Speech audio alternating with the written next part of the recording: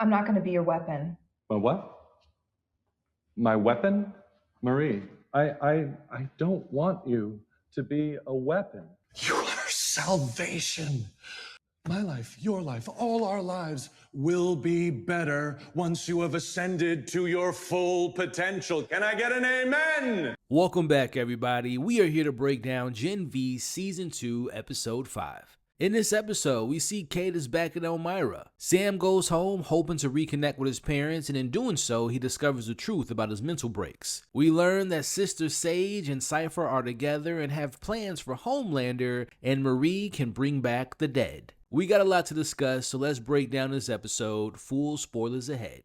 We open with a flashback from a month ago, and right away, we get a sneak peek behind the curtain of Cypher's life as he begins his day picking flowers. Now inside, we see he either has OCD or he was raised to have everything perfect, as we see him making sure the flowers are leveled perfectly. Then we see inside his fridge. Everything is perfectly sterilized and stacked almost entirely with liquids. Now if you all have been paying attention, it's interesting to see that the only thing we've seen Cipher eat so far are only things that are liquid-based foods. We watch as he goes inside a secret vault room where he takes out our mystery burnt victim, who he calls his father, who again I believe is Thomas Godolkin, out of his chamber. As we watch, he takes a sniff of the flower and we see what seems to be a daily morning routine. Now this routine includes Cipher feeding him applesauce, changing his diapers, and cleaning him, and also moisturizing his entire body. And then we get this moment here that definitely caught me by surprise, and that is Sister Sage walks in. In here, we thought the weird things her and Deep got into with him giving her a lobotomy was weird. We watch as she slaps Cipher multiple times, just to get in the mood, I guess, as she pulls his pants down and they have sex. Mind you, all this is happening while his father watches and Sage and him look each other right in the eyes. Now, this is where you all's theories that I've seen in the comments last week about Cypher's powers come into play, and I think you all might be onto something. Now, going back to that scene where we see Cipher and Sage are again engaging in sexual activities, Sage looks directly at his father.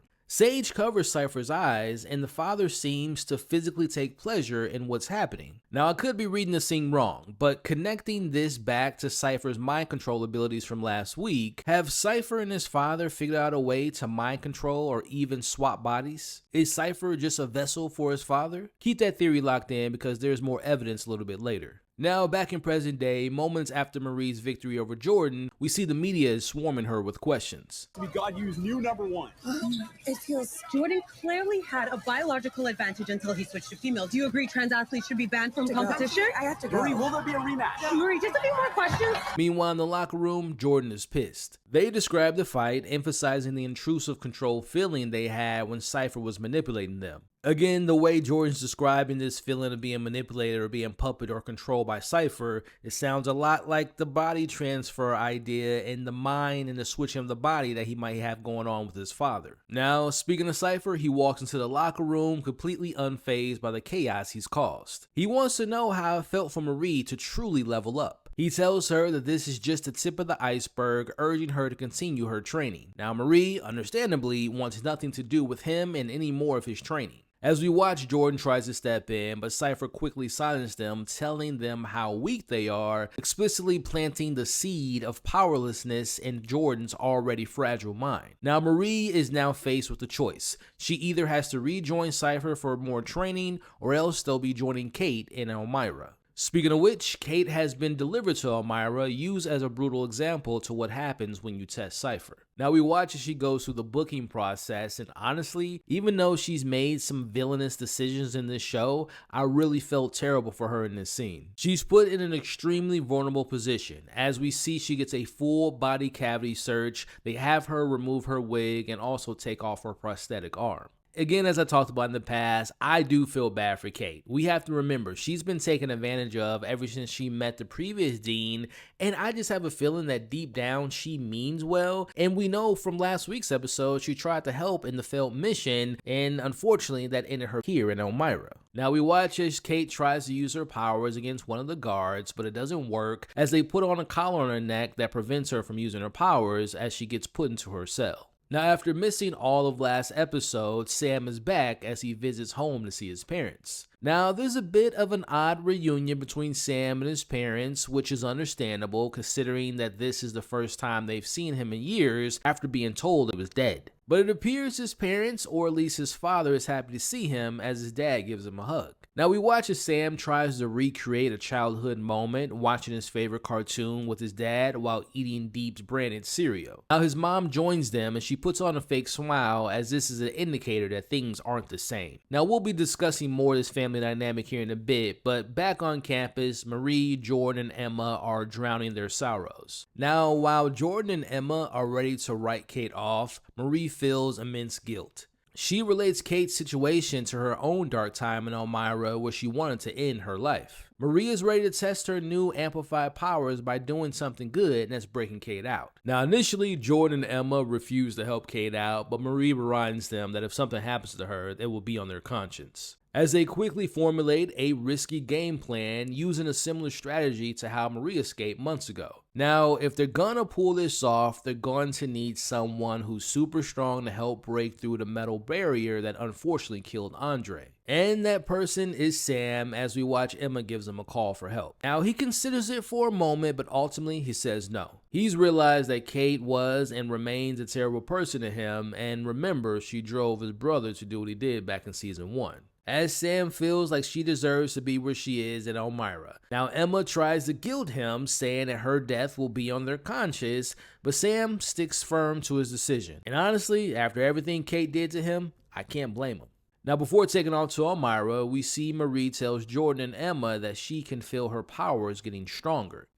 When he was attacking me, I felt like I could have destroyed the whole arena. Now before they leave, we see Greg catches up with Emma and offers his help, but Emma turns him down and doesn't want him to get involved for his own safety. Now here's my immediate question for you all. Is it me or is Greg just maybe too nice? I'm starting to get a strong feeling that he's working with Cipher, keeping him in the loop. Think about last episode. How did Cipher know that they were recording him? And now Mr. Nice Guy who can fly is right in the middle of their secret plan, and we see how that turns out in this episode. I don't know, man, it might just be me, but I do not trust Mr. Nice Guy Greg. What about you all? Let me know your thoughts on Greg. Is he a traitor? Is he a good guy? Let's talk about it in the comments below. Now, in the dean's office, Polarity and him have lunch together. Again, taking notice of Cipher's meal. It's a smoothie. Remember in episode 1, he made one just like this as well. I'm thinking about that applesauce that he fed his dad at the beginning of this episode. Again, that was only a liquid. Now it's here Polarity tries to get more information about Cipher and if he had any particular training skills to get the most out of Soups. Now Cipher plays along, very well knowing that he's prying for information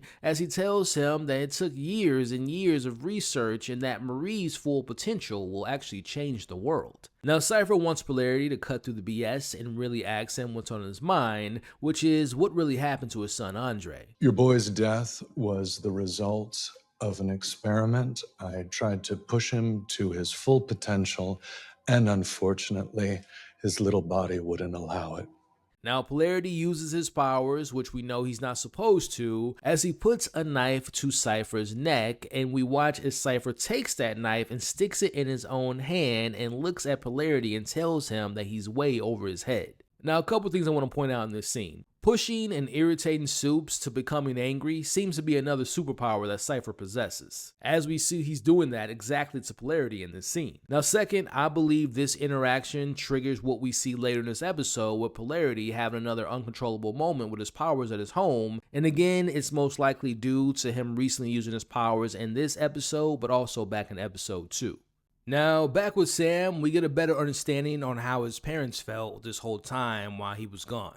Vought convinced them that Sam was dead. They had a funeral and his mom didn't speak for over a year. Think about that level of sustained grief and them realizing that it was all a lie. When they finally saw him on TV after the Goddamn massacre, Vought just dismissed it and said it was a system error. Oh, and they told their parents that Sam didn't want to see them either. Now, Sam's dad apologizes for all the lost time, but this tender moment is unfortunately short-lived. Sam notices his mom outside, and Sam, we know to be paranoid, sees her on the phone and immediately spirals. Now, Sam thinks that she's calling Vought, but in reality, she was just ordering a pizza, but Sam shatters her phone, calling her a puppet, sinking back into his dangerous spiral. As Sam lashes out, blaming his parents for the compound V that destroyed his mind, as he accidentally decks his dad in the chest, nearly killing him. Now later that evening, Sam's mom finds him at the park and wants to talk to him and delivers the truth. They gave him V to try to protect him. His mental condition, the mental breaks, was something that he was born with, just like his Uncle Rick. And the V didn't really help the problem, it just amplified it. Now we see Sam doesn't snap after learning this news, but instead he actually listens. This is massive progress. First with Jordan in episode 3, and now here. We're continuing to see Sam tap into his more emotional maturity and learning about acceptance and learning to accept his flaws more and to find a way to manage them better. This scene and the scene he had with his dad early in his bedroom were really great scenes to me. Like, I felt the emotions, and despite his condition, his parents still love him. As the road to redemption between him and Cate continues, now we don't see Sam for the rest of the episode, but my guess is that after speaking with his mom and speaking with Emma earlier, I bet him changing his mind is going to come into play and he'll end up helping breaking the crew out of Elmyra. Now, speaking of Elmyra, our trio of Marie, Jordan, and Emma arrive. Now, they try to enter into the old rooftop vent escape route. That vent is now filled with cement, and they are hit with a concussion bomb and captured, as they go back in their cells within seconds. Again, I am in the camp that Greg tipped off Cipher, and they knew that they were coming. Now, Cate sees Emma and can't believe they actually tried to rescue her, and she thanks her, but no thanks are wanted from Emma because she thinks they're all about to die. Meanwhile, Cipher is watching them on the monitor, but he's not alone. In comes the new CEO of Vought, Sister Sage. Now, for my boys fans out there, we get a little Easter egg and a little update on our character, as Sister Sage mentions that Ashley was no longer fit to be CEO because of the state that she's in.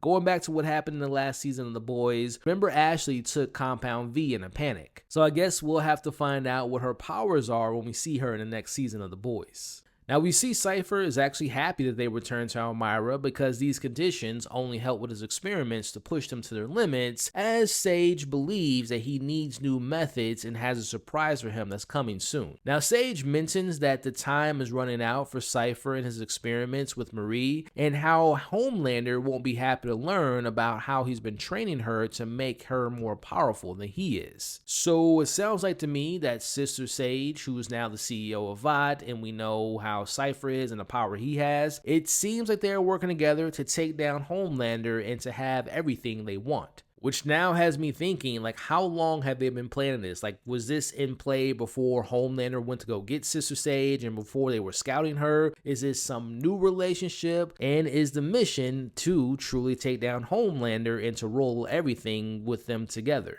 Now, back in their cells, Emma and Cate have another moment of truth as Emma's hopeless and doesn't believe anyone will come to save them while they're down here. Now, Cate isn't ready to give up as she takes one of the stitches out of her head and she begins to try to disable her collar. Now, Cipher goes to Marie's cell and wants her to continue her training, and if she cooperates, there is a good chance that they'll make it out of here. Cipher doesn't want to use her as a weapon, but instead as a savior for all soups. Now, Jordan hears this and is just tired of hearing all of Cipher's BS. And they get his attention by saying that when he took over their body, they felt weakness when he was inside of them. Jordan says that they felt his pain and that pain is always there. This, to me, again, is another indicator that his father is using his body because I would imagine as a burn victim, they're always in pain. Now, we watch more of Cipher's mind games as he takes Marie to see something as the experiment continues. First, we watch as Cipher takes Marie to see where Andre died to really fuel her anger. But then we see the surprise that Sage promised has arrived. Cipher opens the cell, and inside is Marie's sister, Annabeth, who she hasn't seen since accidentally killing their parents. Cipher, the master manipulator, says they can both leave if Marie cooperates. As we see, Marie runs at him in rage but gets shocked, and she's dragged back to her cell, and she vows that once she reaches her full potential, she's gonna kill Cipher. And after seeing what she did at the end of this episode, I think she's telling the truth. Now, we end this episode back in Cate's cell where we see a guard checking on her because she's unresponsive. We see that her collar isn't active, and as he approaches her, she touches him, demanding to unlock her and to give her the key. Now, unfortunately, as we know, her powers can't be trusted as the guard stabs himself in the eye with the key that she needs. Now, we watch as Cate gets the key, she frees herself, she frees Emma, and removes their collars, and she goes after Marie and Jordan. Now, they let them out, but Jordan takes notice of how easy they've managed to make it out and believes this is all a part of Cipher's game to really push them. Now, they go after Annabeth, and as they open her cell, they find her with her throat cut, and she's dead. As the others try to get Marie to leave with them, she doesn't move and begins using her powers like never before. Now, I felt like she was manipulating the blood in everyone in that room, and in doing so, it looked like she was almost killing her friends. To me, this goes back to her mentioning earlier how she felt that she can destroy everyone in that arena. But it's here we see what Cipher was talking about her being a savior, as she manages to use her abilities to close the cut on her sister's throat, and she literally brings her sister back to life. Yes, that is right, Marie has the ability to bring him back to dead. Alright, so let's break down that last scene. Are we witnessing Cipher training her to using this newfound resurrection power to heal Cipher's father's body and kind of rejuvenate him? Also, when she performed this massive feat, did she drain the blood of those around her, or was she just absorbing her powers? Either way, this is beyond blood-bending capabilities. Marie can essentially use her powers to restore life. This means that she is not just a weapon, she is, as Cipher called her, a salvation for Soups. Man, overall, I feel like we're finally cooking with some gas. I was a bit nervous after the first 3 episodes, kind of left me feeling a little underwhelmed, but after last week's episode and this episode, it has me feeling much better and looking forward to what's to come in the weeks ahead. Again, highlighting the things I liked about this episode, seeing Sam's growth continue to happen, Sage is plotting, and Marie just unlocked a whole new tier of her powers that really shift the dynamic of this show entirely, and it looks like Cipher is about to get exactly what he wanted. A fully realized, supremely motivated Marie. So let me know what you all thought about this episode. Again, I feel like this is one of the stronger episodes of this season, but let me know what you thought of the episode, favorite moment, least favorite moment. What were some of your Easter eggs, deeper meanings, your big theories and predictions you all have? Let's talk about it all in the comments below. Now, if you all have made it to this point in the breakdown, I want to thank you all so much for the continued support. Do me a favor and put in the comments right now, #She'sAlive. With all that said, that's going to be the end of this week's breakdown. I want to thank you all for watching or listening to this breakdown of episode 5 of season 2 of Gen V. Now, if you all enjoyed this breakdown, do me a favor and hit that like button if you're watching this on YouTube. And when you all hit the like button, there's a new feature on YouTube called the hype button, which actually spreads this video to new viewers. Speaking of spreading to new viewers, do me a favor, hit that share button and share this to anyone and everyone you know that loves talking about this show just as much as we do. And last but not least, please consider subscribing to my YouTube channel for more videos and breakdowns like this. Now, for all my podcast listeners who listen to this on Apple Podcasts or Spotify, please share this, leave your thoughts in the comments below, and follow the podcast, and also leave me a review and rating as well. Alrighty, y'all, you all are awesome. Stay safe, and I will see you all next week for episode 6 of season 2 of Gen V.